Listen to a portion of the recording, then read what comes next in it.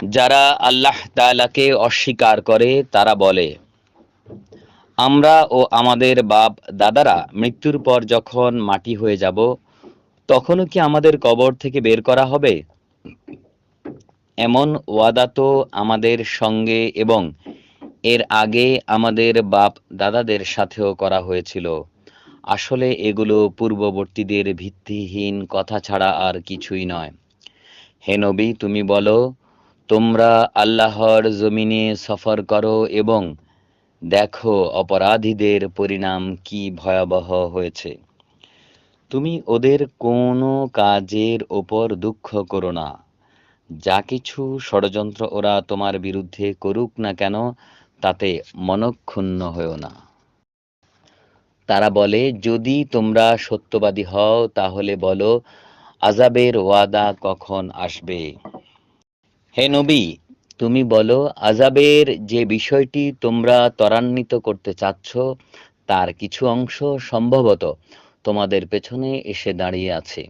অবশ্যই তোমার মালিক মানুষের উপর অত্যন্ত দয়াবান, কিন্তু অধিকাংশ মানুষই আল্লাহ তাআলার এই অনুগ্রহের শুকর আদায় করে না।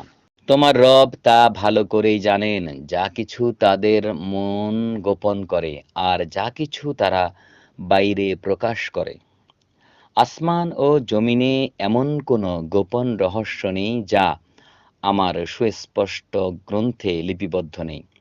অবশ্যই এই কোরআন বনি ইসরাইলদের ওপর তাদের এমন অনেক কথা প্রকাশ করে দেয় যার ব্যাপারে তারা একে অপরের সাথে মতভেদ করে। নিঃসন্দেহে এই কোরআন হচ্ছে ঈমানদারদের জন্য আল্লাহ তাআলার হেদায়াত ও রহমত। হে নবী, তোমার রব নিজ প্রজ্ঞা অনুযায়ী এদের মাঝে মীমাংসা করে দেবেন। তিনি পরাক্রমশালী, তিনি সর্বজ্ঞ। অতঃপর সর্ব অবস্থায় তুমি আল্লাহ তাআলার উপর নির্ভর করো। নিঃসন্দেহে তুমি সুস্পষ্ট সত্যের উপর প্রতিষ্ঠিত রয়েছ।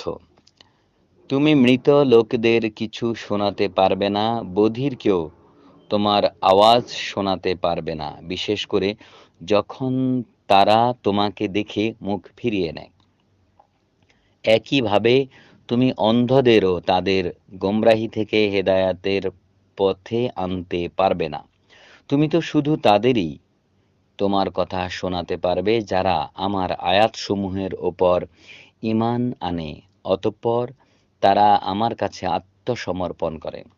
শুনে রাখো, যখন আমার প্রতিশ্রুত সময় তাদের উপর এসে পড়বে, তখন আমি মাটির ভেতর থেকে তাদের জন্য এক অদ্ভুত জীব বের করে আনব, যা অলৌকিকভাবে তাদের সাথে কথা বলবে। মানুষরা অনেকেই আমার আয়াতসমূহ বিশ্বাস করে না। মহান আল্লাহ যা বলেছেন সত্য বলেছেন। আমিন।